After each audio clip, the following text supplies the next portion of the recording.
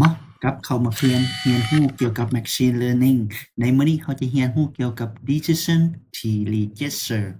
ในความจริงแล้วคันสิแปลเป็นภาษาลาวว่าแนวใดเอาไปเบิ่งก่อน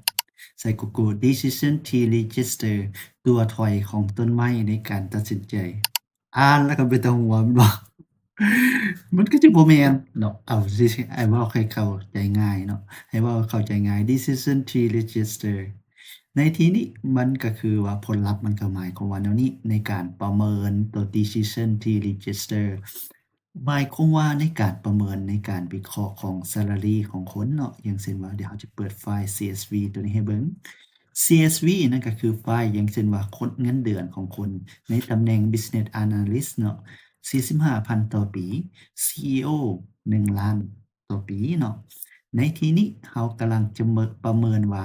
ถ้าหากว่าตัวเลขที่ว่ามันบ่ได้มีในนี้อันนั้นก็คือว่าเราเอาตัวเลขของแม่น 6.5 ของการประเมินเนาะว่ามันสิออกเป็นเท่าใด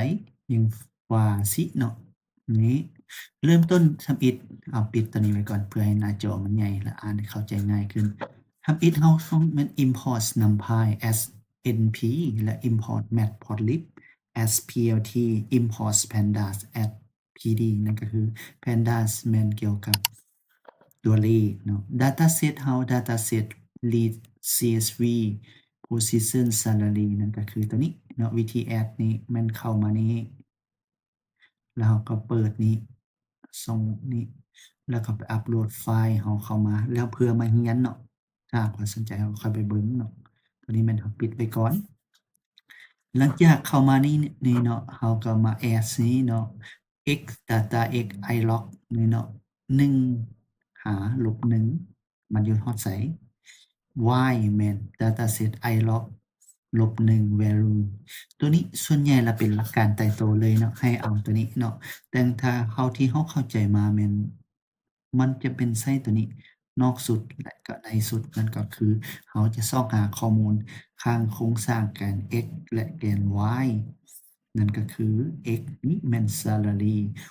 y แม่น position คือนี้เนาะ x แม่น10อย่างเช่นตัวนี้เฮาจะมาเบิ่งตัวอย่างตัวนี้ให้เข้าใจเนาะ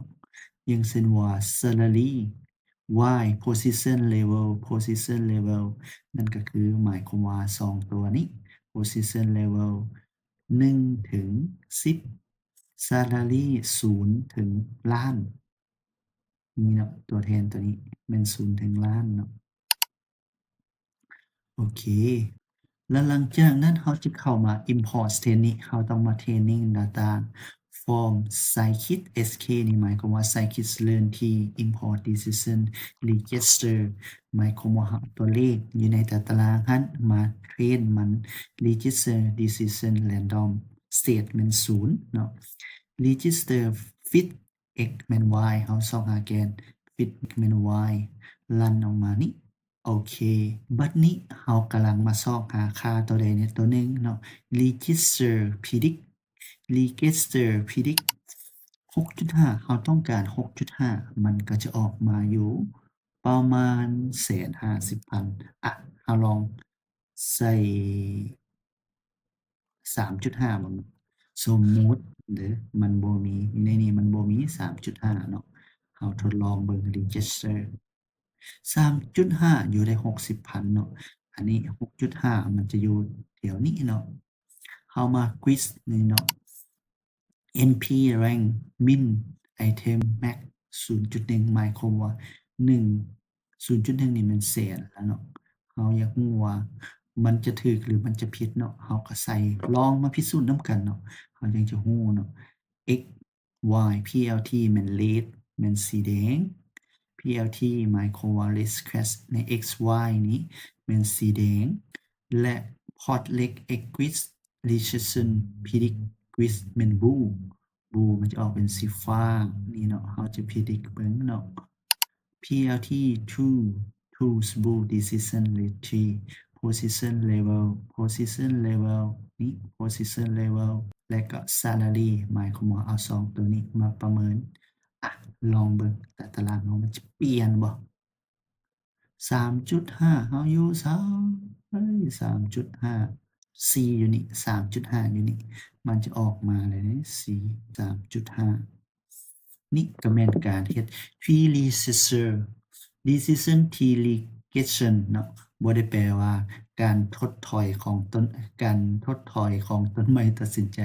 หมายความว่าเรามาประเมินในค่าตัวเลขที่เราต้องการเนาะอย่างในที่นี้เรายกตัวอย่างของเงินเดือน จบแล้วพบกันใหม่ในคลิปต่อไป เริ่มจะกลับมาเรียนรู้เพราะว่าเป็นภาคบังคับต้องตื่นแต่4โมงเพื่อมาเรียนสร้างคลิปวิดีโอนี้บ่สร้างวิดีโอแม่นเราบ่เรียน เรียนแล้วเราจะลืม อันนี้เป็นวิธีสะกดตัวเองเนาะลาก่อนแล้วพบกันใหม่